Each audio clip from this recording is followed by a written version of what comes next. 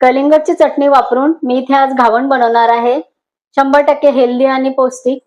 कारण हे जे पीठ आहे हे भाजणीचं पीठ आहे. ह्याच्यामध्ये सर्व बारीक धान्य आहे, भरड धान्य आहे आणि सर्व प्रकारच्या डाळी आहेत. तर ते हे भाजणीचं पीठ आहे जे चरचरीत असं दळून घेतलेलं आहे जाडसर.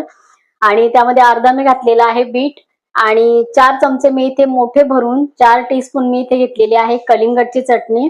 ज्या चटणीची रेसिपी माझ्या चॅनलवरती दिलेली आहे, संपूर्ण रेसिपी जरूर बघा. एक नंबर चटणी लागते. ब्रेडला लावून खा किंवा जेवणाबरोबर तुम्ही तोंडी लावायला म्हणता तसा प्रकार चटणीचा तो आहे. तर छान लागतो, नक्की करून बघा. तर हे सरसरीत पीठ हे बघा मी भिजवून घेतलेलं आहे. ह्यामध्ये मी फक्त 4 चमचे चटणी घातलेली आहे आणि चवीनुसार वरून मीठ घालायचं आहे. बाकी याच्यामध्ये काही घातलेलं नाही. भाजणीचं पीठ आणि 4 टीस्पून मी चटणी घेतलेली आहे. खूप छान फ्लेवर ह्याच्यामध्ये उतरतो. हे घावण नक्की करून बघा.